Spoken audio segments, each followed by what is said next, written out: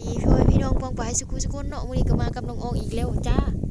มาทำอะไรเนี่ยอยู่กองขี้งัวค่ะวันเนี้ยมาควัดจุจีจ้ามีบอจ้าเฮ้ยเห็นอยู่นี่เนี่ยดิตัวใหญ่ๆเลยเห็นแล้วจุกจีจุจีใหญ่จ้าใหญ่แท้จุกจีอะไรอ่ะจุจีจ้าจุจีขี้หมูค่ะทุกคนกินไม่ได้หรอจุกจีนี่กินได้แกะออกขี้มันเขาเอาตัวซีนมันเนาะดึกดื่นเที่ยงคืนแล้วยังไม่นอนยังมาหากินขี้กินขวายอยู่นี่เนี่ยเอาไหมอันนี้คือจุกจีรถไถค่ะทุกคนรถไถแล้วนี่ใช่จุกจีรถไถมันดุดได้นะจุกจีสีจ้ะจุกจีสวยงามนอนแรงกับมินขี้ค่ะโอ้หลายโตจังเลยเยอะหลายเฮงกองไว้ก็ได้เท้าเข้ามา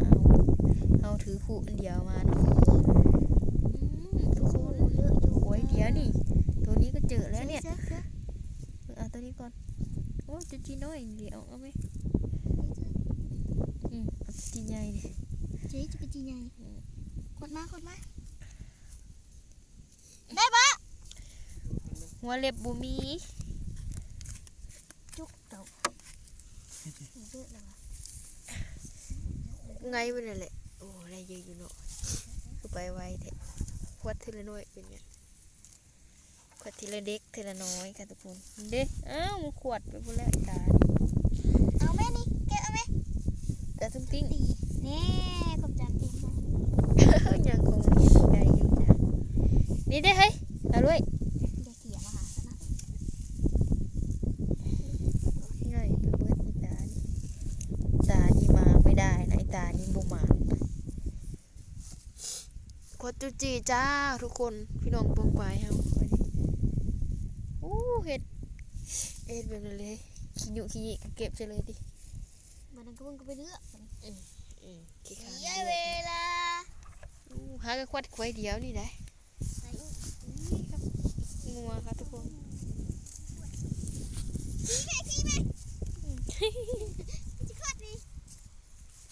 ขี้มันก็บ่ออก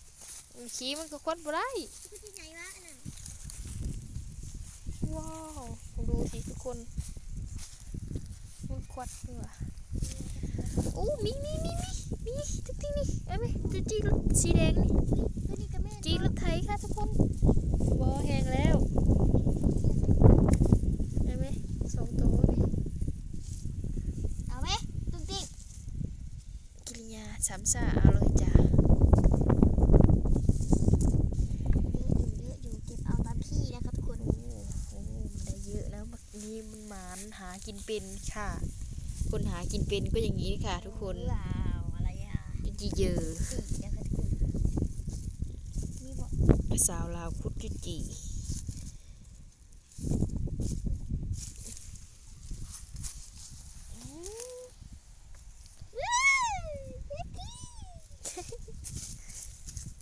กินยามุกนี่ขวยนะจริงเรื่องขวยนี่ดูขวยนี่มีไหมมีเด้คือปกแปะนี่เนาะดูไปทุกคนว้าวเฮ้ยมีเก็บจ้าเก็บเด็กหัวเศร้าอยู่บ่อย่าลืมเอาแนวอัดไว้ได้เฮ็ดหลุดไปควัดจุจีบ่เอาแนวอัดไว้ตื่นเช้ามาหลุดบ่มีจุจีบินไปเบิดจักค่อยว่าตอนน่ะจะเอาไหมจุจีนี่เฮ้ยกินแซ่บเลยจุจีรสนี่คือจุจีแดงฮะอันนี้นี่แซ่บเลยติ๊กเลยมันเลยจุจีแดงเนาะเอาไหมคนเก็บขี้ค่ะจุจีเยอะจังเลยค่ะทุกคนขอบคุณมากๆครับ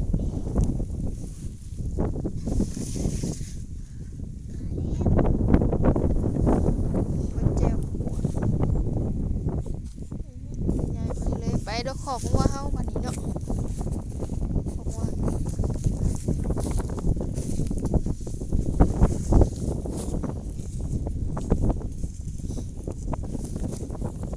ลมเย็น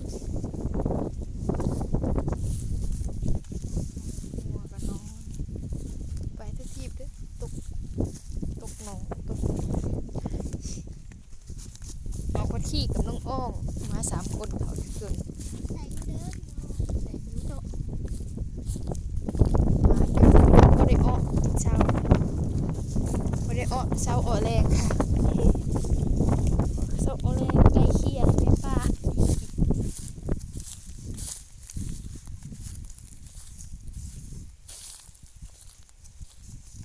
เป็นกระป้อมฉันไม่เอาดอก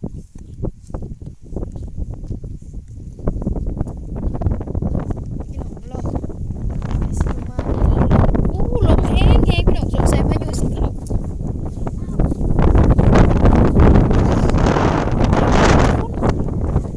กลับบ้านแล้วตอนนี้เราก็กำลังจะกลับบ้านกันทุกคนเพราะว่าลมแรงมากเลย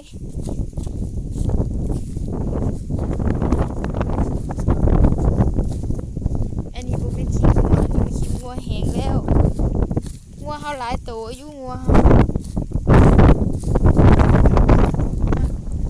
กิริยาทุกคนบอกกิริยานะคะบอกยางค่ะเฮ้ยไปงัวเฮาพี่เห็นควายวะเจอเขาแล้วเหรอพี่เก้าฉันเจอเขาแล้วค่ะ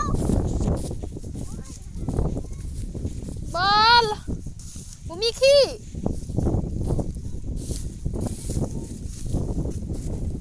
งัวเธอเป๋หลายเนาะ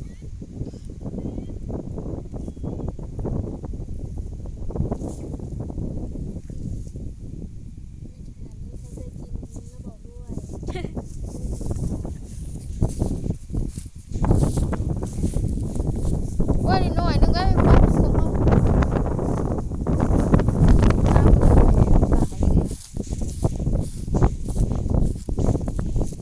สวัสดีทุกคนทุกท่านนะคะทุกคนขอบคุณมากๆเลยมองบนไอสุดกดกดจุดจีโอ้ยกดจุดจีก็ได้เนาะ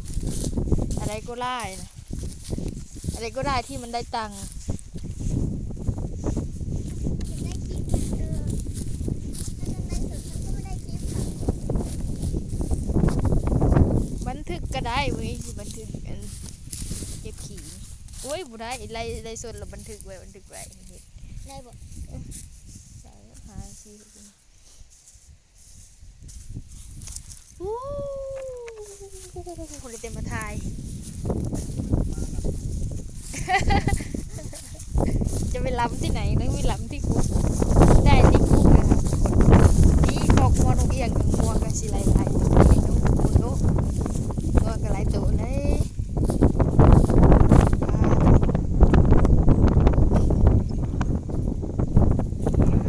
นอนอยู่นี่